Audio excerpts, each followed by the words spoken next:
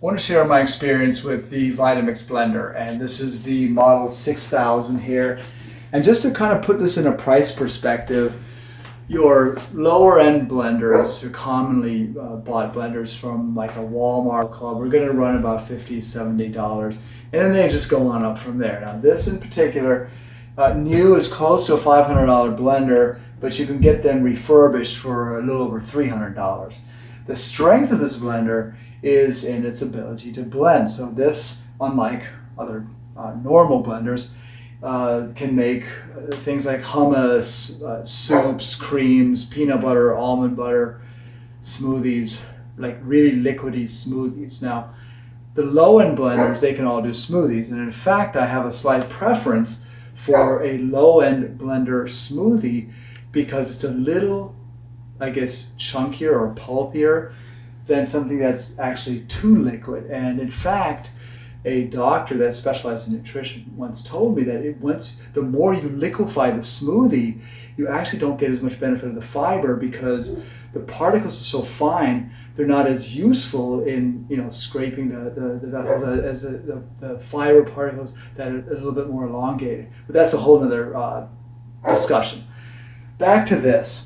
So that's the one good point. The other thing is the warranty. This is a 10-year warranty, and that is parts, labor, and shipping. And that warranty has been exercised on this once years ago. I forgot what it was. Something broke, send it back, got it fixed, got it sent back, and total cost was this. So the warranty I can vouch for, 10 years.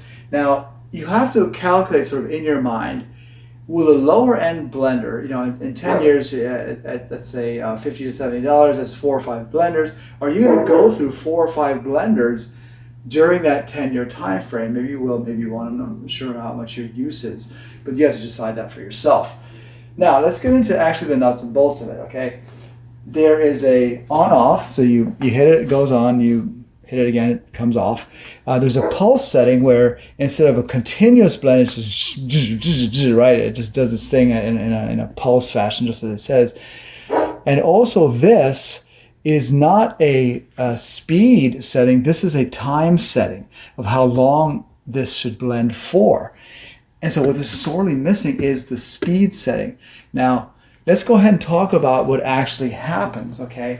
So, first of all, we'll say the mixing part. So you put in your stuff and it starts to whip up, say you're making a hummus, okay? And it starts to make up this really creamy stuff and all the beans you put in, that's great. But there are other places where it's clumpy and the clumps can't really get to the blades. So the blade is forever spinning in the liquidy stuff, or the blended stuff, I should say.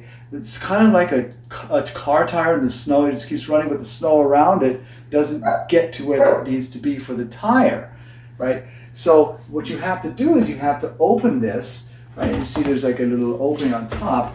Use this widget that comes with it, and you got to stick it in and readjust and mix it so that the clumpier parts get to where they need to be to continue mixing. You're not going to just do that once. It's a continuous cycle of mix, boom, reblend, take it off again, mix it up again, put it back on, reblend, back and forth so many times that you're really not saving anything versus just going to the store and buying some hummus, which isn't that expensive anyway, or almond butter, or peanut butter, or soup, or what have you. Now, with that said, there is a couple other issues. Number one is that if you look at this, it's really difficult to see. I mean, I'm looking right at it. There's nothing in here. Okay, these measuring lines. So there's just little elevations. Not only the elevation isn't that much, but the font is small, right? 1 cup, 2 cup, 3 cup. Well, when I have this here and I'm pouring, my only solution is to put my finger on wherever I saw this, right? And then start pouring it until it gets to my finger. Well, at this price point, I wouldn't expect to do that, right? I would expect to just look at it. That's my 1 cup or 2 cups or whatever. Pour it in. That's it. So I'm doing too much work. Secondly, let's say, I mainly wanted to do, like my normal use of this is protein shakes. But what I never use this for a protein shake. I always just use the blender bottle. I shake it up and I get a pretty inconsistent shake. It's clumpy, and I would rather deal with the clumps than this, because what happens is, it's good if you put just a small amount, like a 1 cup, and you scoop your protein and it whips up.